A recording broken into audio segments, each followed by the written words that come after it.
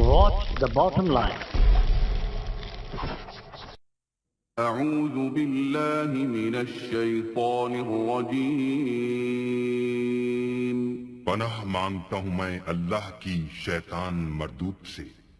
بسم الله الرحمن الرحيم شروع اللہ کے نام سے جو بڑا مہربان نہایت رحم والا ہے۔ دا باٹم لائن کے ناظرین کرام السلام علیکم۔ ناظرین، ہم اپنی آج کی ویڈیو میں جس بزرگ ہستی کا ذکر آپ کے سامنے کرنے جا رہے ہیں وہ ہیں حضرت میاں محمد بخش قادری قلندری رحمت اللہ علیہ۔ ناظرین کرام، کسی شاعر نے کیا خوب کہا تھا کہ نیچاں دی اشنائی کولوں فیض کسے نے پایا، تے ککر تے انگور چڑھایا تے ہر گچھا زخمایا۔ ناظرین، حضرت میاں محمد بخش اپنے دور کے عارف کامل جامع شریعت و طریقت تھے۔ آپ بے مثل آفاقی شاعر تھے۔ آپ کی تصنیف سیف الملوک پنجابی ادب کا ایک عظیم شاہکار تصور کی جاتی ہے۔ آپ کا خاندان میرپور خاص کے علاقے کا رہنے والا ہے اور آپ کا خاندانی تعلق معروف روحانی بزرگ حضرت پیراں شاہ غازی قلندر عرف دمڑی والی سرکار سے ہے۔ آپ کے والد کا اسم گرامی مولانا میاں شمس الدین قادری تھا۔ آپ کا سلسلہ نسب خلیفہ ثانی حضرت عمر رضی اللہ تعالیٰ عنہ سے ملتا ہے۔ آپ کے والد باعمل عالم دین اور باکمال صوفی تھے اور حضرت پیر شاہ غازی کے سجادہ نشین تھے۔ آپ کی ولادت سن 1246 ہجری بمطابق سن 1830 عیسوی میں کھڑی خاص ضلع میرپور آزاد کشمیر میں ہوئی۔ کہا جاتا ہے کہ آپ کی پیدائش صبح کے وقت ہوئی۔ آپ کی عمر مبارک 5-6 سال تھی تو صاحبزادہ عبدالحکیم صاحب رحمت اللہ علیہ خلیفہ مجاز حضرت حاجی بگا شیر رحمت اللہ علیہ برائے سلام دربار اقدس پر تشریف لائے تو آپ درگاہ پر موجود تھے۔ آپ کو دیکھ کر صاحبزادہ صاحب نے دست شفقت سر پر رکھا اور والد ماجد کو تاکید فرمائی کہ اس بچہ کو آغوش خاص میں پرورش کرنا، یہ شمعدان حقیقت ہر طرف روشنی پھیلائے گا۔ سبحان اللہ، ایسا ہی ہوا۔ آپ نے ابتدائی دینی تعلیم اپنے والد ماجد سے حاصل کی۔ اس کے بعد آپ نے مزید علم حافظ محمد علی ساکن سموال شریف سے حاصل کیا۔ عالم شباب میں قدم رکھنے تک نظم و نثر، حدیث و فقہ اور منطق میں کامل ہو گئے۔ دوران تعلیم آپ ترنم آواز سے نظمیہ اشعار پڑھا کرتے تھے۔ ایک دن ایک مجذوب درویش حافظ ناصر نے آپ سے کہا، بیٹا مولانا جامی کے اشعار سریلی آواز سے سناؤ۔ آپ نے عرض کی کہ حضرت میں آپ کو اشعار سناتا ہوں، آپ میرے لیے دعا کریں کہ مجھے دینی علوم پر عبور حاصل ہو جائے۔ انہوں نے فرمایا بالکل ٹھیک ہے۔ آپ نے انہیں مترنم لہجے میں زلیخا جامی سنائی۔ انہوں نے خوش ہو کر آپ کو دعا دی اور ان کی دعا کا یہ اثر ہوا کہ آپ کو قلیل عرصہ میں علوم دینی پر مکمل عبور حاصل ہو گیا۔ علوم ظاہریہ سے فراغت کے بعد تزکیہ باطن اور معرفت کے اسرار و رموز حاصل کرنے کا اشتیاق پیدا ہوا تو اس تلاش میں جہاں کہیں کسی صاحب دل کا پتہ چلتا وہیں پہنچ جاتے اور روحانی استفادہ حاصل کرنے کی کوشش کرتے۔ ایک دن حصول مقصد میں تاخیر کی وجہ سے بہت مضطرب پریشان ہوئے اور استخارہ کیا تاکہ کوئی راہ نکل آئے۔ نیند اور بیداری کے درمیان دیکھا کہ حضرت پیر شاہ غازی المعروف دمڑی والے پیر رحمت اللہ علیہ کھڑی شریف بازو سے پکڑ کر فرما رہے ہیں، تم میرے مرید اور میں تمہارا پیر ہوں۔ سلسلہ عالیہ قادریہ میں سائیں غلام محمد میرے روحانی فرزند ہے، تم فوراً جا کر ان سے ظاہری بیعت کرو۔ میاں صاحب اٹھے اور بڑی خوشی کے ساتھ حضرت سائیں غلام محمد رحمت اللہ علیہ کی خدمت میں حاضر ہو کر عرض مدعا کیا۔ انہوں نے فرمایا کچھ دن صبر کرو۔ کچھ دن بعد پھر درخواست کی تو پھر وہی جواب ملا۔ اس طرح کئی سال گزر گئے۔ اس دوران آپ نے تزکیہ باطن اور سلوک کی کئی منازل طے کی اور باقاعدہ عبادت و ریاضت میں مصروف رہے۔ آخر ایک روز حضرت سائیں غلام محمد نے میاں صاحب کو اپنے شیخ کے مزار پر لے جا کر بیعت سے مشرف فرمایا اور حکم دیا کہ کشمیر جا کر حضرت شیخ احمد ولی قدس سرا سے مزید فیض حاصل کرو۔ حضرت شیخ احمد ولی کشمیری کتب مدار اور غوث روزگار تھے۔ بموجب فرمانے پیر روشن ضمیر آبا پائیدہ صرف ایک کمبل اوڑے ہوئے کشمیر پہنچے۔ راستے میں حضرت شیخ صاحب کی ملاقات کے لیے بہت سارے لوگ آپ کو وہاں پر دکھائی دیے۔ بے نیلو درام واپس آ رہے تھے۔ معلوم ہوا کہ حضرت شیخ صاحب کی ملاقات انہیں میسر نہیں آئی۔ یہ لوگ دور دراز مسافت طے کر کے گئے تھے، مگر باوجود اس خبر کے حضرت قبلہ پر کوئی مایوسی کے آثار نمودار نہ آپ مسلسل چلتے رہے۔ یہی خبریں عوام کی زبان سے ملتی کہ دو تین ماہ تک حضرت شیخ صاحب کی آمد کا انتظار کیا، مگر کوئی سراغ نہیں ملا۔ اس کے باوجود آپ کا استقلال اور ہمت میں سرمو فرق نہ آیا۔ آپ جب کشمیر پہنچے تو حضرت شیخ صاحب کے مسکن کا حال دریافت فرما کر اس محلہ میں پہنچے تو دیکھا کہ ایک نوجوان تختے چوبین پر بیٹھا ہوا تلاوت قرآن مجید کر رہا ہے۔ آپ اس نوجوان سے اجازت لے کر اندر داخل ہوئے۔ اس نوجوان نے بلا تعمل دریافت فرمایا کہ آپ نے حضرت شیخ صاحب سے ملاقات کرنی ہے؟ حضور نے فرمایا ہاں۔ اس نے کہا یہ مکان تو ضرور جناب شیخ صاحب کا ہے، مگر ان کا کوئی علم نہیں کہ کس وقت اور کب تشریف لائیں۔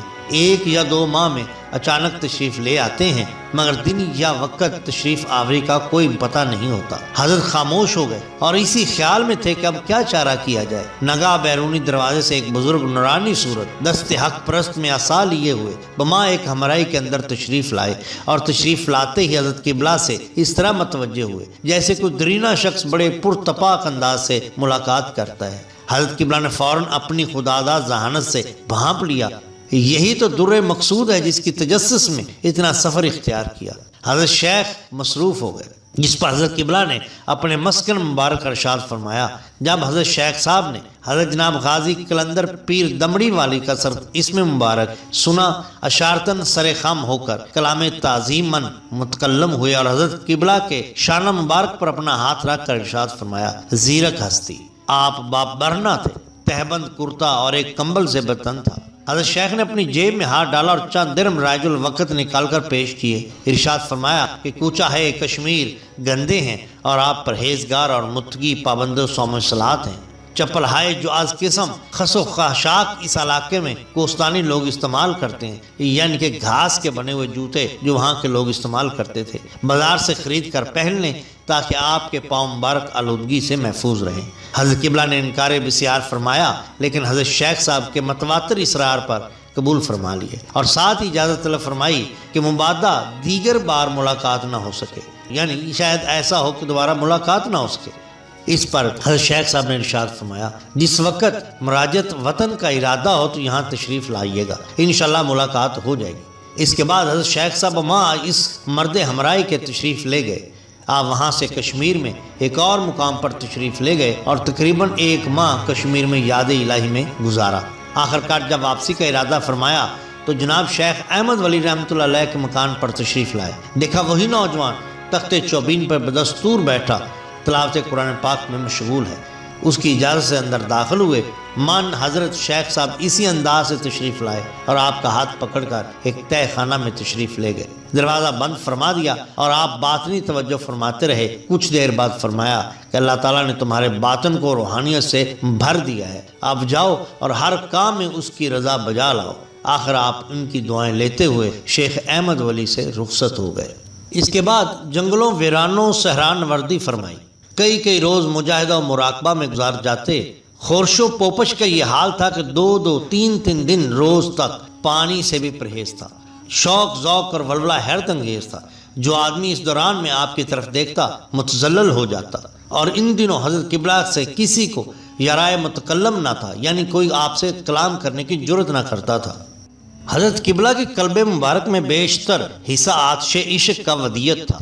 حضرت اسد العصا المغازی شیر خدا حضرت پیر دمڑی والا توجہ سے اس قدر شعلہ زن ہوا کہ آج سمکتا سما آپ کے آہ و فنان کا طوفان برپا ہو گیا۔ ان کے ہر طرف آپ کا چرچا، آپ کے جذبات شاعرانہ قلب مبارک میں پہلے سے ہی موزن تھے۔ جب عشق حقیقی نے جوش مارا پھر تو ایک لفظ اور ایک حرف تیرے با تاثیر ہو گیا۔ چند سال بعد حضرت پیر روشن ضمیر سے ارشاد ہوا تو آپ نے احاطہ دربار میں ایک چھپر تیار کروا دیا اور اس میں شب و روز امامت گزارتے، جس کی مدت 14 سال کے قریب ہے۔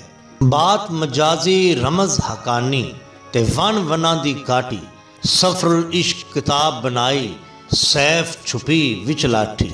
آپ کا قصیدہ غوثیہ شریف کے ورد نماز مغرب اور عشاء کے درمیان تھا۔ اس ورد کے وقت کوئی بھی شخص حضور کے گرد نہیں جا سکتا تھا، بلکہ اور رعادت وظائف کے بعد جب تک حضور خود نہ بلاتے کوئی شخص حاضر ہونے کی جرت نہیں کر سکتا تھا۔ حضرت غازی قلندر پیر دمڑی والا کی ڈیوڑی میں ایک تہ خانہ کوئی 3 فٹ زمین سے گہرا تیار کروایا ہوا تھا، جس میں آپ بعد از فراغت نماز صبح تشریف رکھتے اور مراقبہ نصف دن سے بھی زیادہ خرچ ہو جاتا۔ یہ خلوت خانہ اب تک بھی مرجع خلائق ہے۔ ایک دفعہ کا ذکر ہے کہ حضرت قبلہ غریب نواز قاضی سلطان محمود آوانی رحمۃ اللہ علیہ دربار اقدس پر موجود تھے تو ایک خادم خاص بابا نور داد سکنہ موضع پور حضور قبلہ کو سہارا دے رہا تھا جب آپ روزہ اطہر سے باہر تشریف لا رہے تھے۔ ایک دفعہ زمین مقدس سے اٹھے تو آپ گر پڑے۔ بابا نور داد صاحب دوڑ کر حضور کے سہارا دے کر اٹھانے لگے تو آپ نے برہم ہو کر فرمایا ہٹ جاؤ، پھر وہ ہٹ گئے۔ حضور نے دوبارہ اٹھنے کی کوشش کی، پھر فرتے شوق سے گر پڑے، پھر بابا نور داد صاحب نے دوڑ کر حضرت کو اٹھانا چاہا، پھر آپ نے فرمایا ہٹ جاؤ، پھر وہ ہٹ گئے۔ تیسری مرتبہ پھر حضور نے اٹھنے کی کوشش کی تو پھر گر پڑے، پھر بابا نور داد صاحب دوڑ کر نزدیک گئے تو پھر حضور نے بشرائے سابق ارشاد فرمایا کہ ہٹ جاؤ۔ بارے چہارم 4 بار پھر حضور نے اٹھنے چاہا تو پھر گر پڑے۔ اب کی دفعہ سابقہ غصہ کے تحت بابا نور داد صاحب کھڑے رہے اور نزدیک آنے کی کوشش خود ہی نہ کی۔ اس پر حضور نے غصہ سے فرمایا میرا تماشا دیکھتے ہو اور اٹھاتے نہیں ہو۔ اس پر حضرت کبرا عالم قاضی صاحب رحمۃ اللہ علیہ نے معمولی سا تبسم فرمایا اور پھر بے اختیار زارو قطار رونے لگے۔ غازی قلندر پیرو مرے والا نے حضور اقدس کے روضہ کی جانب دیکھ کر ارشاد فرمایا ایسے خادم کے ساتھ ایسا معاملہ، جس پر ازرائے کشف حضرت قبلہ عالم قاضی صاحب رحمۃ اللہ کا ارشاد ہوا۔ ایک دفعہ حضور آستانہ مبارک عالیہ دیوان شریف تشریف لے گئے۔ حضرت قادر بخش صاحب سکنہ دھنی شریف، حاجی صاحب کرم داد صاحب، حاجی حافظ کرم داد صاحب کے والد بزرگوار آپ کے ہمراہ تھے۔ راستے میں ایک گاؤں جس کا نام دلاور پور ہے، شام ہو گئی اور وہاں ہی اقامت گزی ہونے کے متعلق حکم فرمایا اور حافظ صاحب کو ارشاد فرمایا گھوڑی چودھریوں کی بیٹھک میں لے جاؤ اور خود مسجد میں تشریف لے گئے۔ حافظ صاحب حضرت گھوڑی لے کر چودھریوں کی بیٹھک میں گئے۔ وہ بازی چوپٹ کے کھیل رہے تھے، انہوں نے کوئی توجہ نہ کی۔ اس پہ حافظ صاحب بھی کبیدہ خاطر ہوئے اور مسجد میں گئے۔ نماز سے فارغ ہو کر ایک شخص نے حافظ صاحب کی طرف دیکھا اور عرض کی کہ حضرت آپ کچھ پڑھے لکھے معلوم ہوتے ہیں، ذرا ہمارے گھر تک قدم رنجا فرمائیے۔ اس جگہ میں نے 11ویں شریف جو اکثر لوگ روٹیاں گھی اور کندا میں آمیختہ کر کے بناتے تھے، جس کو چورما کہتے تھے، تیار کیا ہوا تھا۔ آپ ختم شریف کہیں۔ حافظ صاحب بخوشی اس کے گھر تشریف لے گئے اور ختم پڑھا۔ اس شخص نے چورما حافظ صاحب کو دیا اور ساتھ ہی عرض کی کہ کس کے گھر ٹھہرے ہوئے ہیں۔ حافظ صاحب نے تمام ماجرا اس کو سنا دیا کہ ہم مسافر ہیں، رات بسر کرنے کی غرض سے چودھریوں کے دیوان خانے پر گئے تھے، مگر انہوں نے کوئی بھی التفات نہ کی۔ چونکہ حضرت قبلہ نے اپنے نام و نشان بتانے سے حافظ صاحب کو منع فرمایا تھا، اس لیے حافظ صاحب نے حضرت قبلہ کا اسم مبارک نہ بتایا اور صرف مسافر ہی کی شخصیت ظاہر کی۔ وہ چورما لے کر حافظ صاحب مسجد تشریف لائے، حضرت کی خدمت میں چورما پیش کیا۔ آپ نے 1-2 نوالے سرکار اشرف البلاد کا شکریہ ادا کرتے ہوئے تناول فرمائے اور ساتھ ہی ارشاد فرمایا کہ اے غریب النواز، گھر باہر وطن سفر میں حضور کا دیا ہوا رزق نصیب ہوتا ہے۔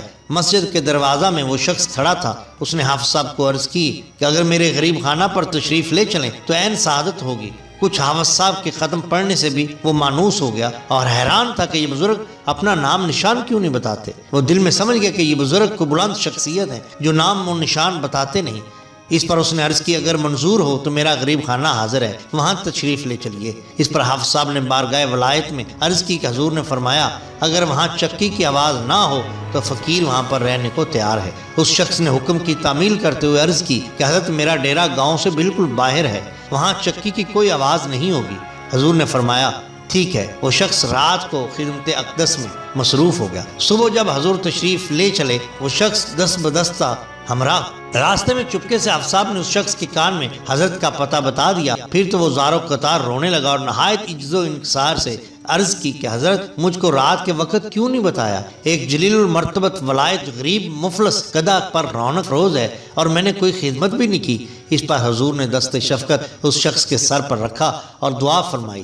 اس پر اس شخص نے عرض کی کہ حضرت میرے گھر حد سے زیادہ غربت ہے اور میں ہمیشہ 11ویں شریف حسب استطاعت پکاتا ہوں، آج تک خدا نے میرے ایام نہیں بدلے۔ اس پر حضور میاں محمد بخش نے فرمایا خدائے عز و جل کے ہاں کیا کمی ہے کہ چودھریوں کا تجھ کو احتشام اٹھا کر تمہارے گھر رکھ دے اور تمہاری غربت ان کے ہاں جو مسافروں کے ساتھ اس طرح بے رخی سے پیش آتے ہیں اور رجس و نجس کھیلوں میں مشغول رہتے ہیں۔ یہ الفاظ مبارک نہیں تھے بلکہ تقدیر الہی تھی جو محمد وارد ہو گئی۔ اسی دن سے ان چودھریوں کا اقبال زوال پذیر ہوا اور تمام روب کمال سب کچھ چلا گیا، اور وہ ہر چیز جو ان کی شایان شان تھی اس شخص کے پاس آ گئی۔ اس کے بعد تو وہ شخص تا حیات دربار اقدس پر حاضری دیتا رہا۔ حضرت میاں محمد بخش کو اشعار کہنے سے بڑا لگاؤ تھا۔ آپ کی عادت تھی کہ جب کبھی کسی محب کی طرف کوئی تحریر فرماتے تو اکثر و بیشتر نظم ہی ہوا کرتی۔ عام طور پر ایسے خدام جو باوجود ان پڑھ تھے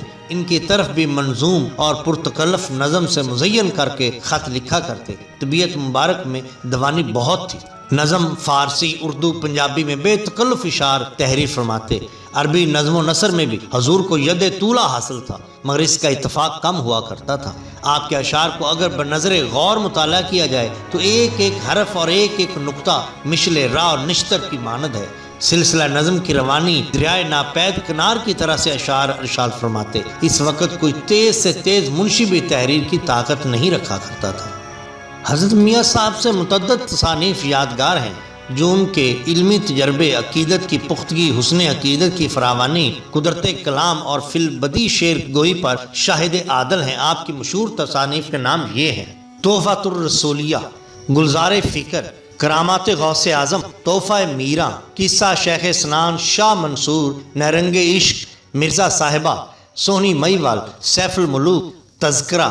ان میں سب سے زیادہ مشہور اور مقبولیت آپ کی تصنیف سیف الملوک کو حاصل ہوئی، جو آج بھی لاکھوں دلوں کی دھڑکن ہے، اور خطہ پوٹھوہار میں قریباً تمام مرد و زن اسے بڑی عقیدت و محبت سے پڑھتے ہیں۔ سیف الملوک میں آپ نے محض بدیع الجمال اور سیف الملوک کے حسن و عشق کا قصہ ہی بیان نہیں کیا، بلکہ آپ نے عشق صادق و عشق حقیقی، تصوف کے غیر اسرار و خواص، محبوب حقیقی کے راستے میں پیش آنے والے طوفان، مسائل اور ان کے ساتھ سینہ سپر ہونے کا درس بھی دیا ہے۔ میاں صاحب واضح طور پر یہ تاثر دینا چاہتے ہیں کہ سیف الملوک ایسا مجازی عاشق بے پناہ مصیبتوں سے دوچار ہوتا ہے، اس کے باوجود اس کی ثابت قدمی میں فرق نہیں پڑتا اور بالآخر حصول مقصد میں کامیاب ہو جاتا ہے۔ عاشق حقیقی کو تو اس سے بھی زیادہ ہمت اور استقلال کا ثبوت دینا چاہیے اور کسی بڑی سے بڑی مصیبت کو خاطر میں لائے بغیر راہ طلب میں گامزن رہنا چاہیے۔ میاں صاحب کا کلام اسرار معرفت کے عام فہم تشریح ہے۔ اس سے اسی وقت استفادہ کیا جا سکتا ہے جب اللہ تعالیٰ کی معرفت کو مقصود قلب و نظر بنا کر پڑھا جائے، ورنہ محض قصہ پڑھ لینے سے دل بہلانے کے علاوہ اور کیا حاصل ہو سکتا ہے۔ ناظرین اکرام، آپ کا وصال مبارک، آپ کا وصال 7 ذی الحجہ سن 1324 ہجری کو ہوا۔ آپ کی نماز جنازہ حافظ مطیع اللہ نے پڑھائی اور آپ کو حضرت پیر شاہ غازی کی درگاہ کے احاطہ میں دفن کیا گیا۔ آپ کا مزار اقدس کھڑی شریف میر پور آزاد میں آج بھی مرجع خلائق بنا ہوا ہے۔ ناظرین، یہ واقعات ہم نے تذکرہ اکابر اہل سنت از مولانا محمد اشرف قادری اور دباچہ سیف الملوک مطبوعہ محکمہ اوقاف آزاد کشمیر سے لیے ہیں۔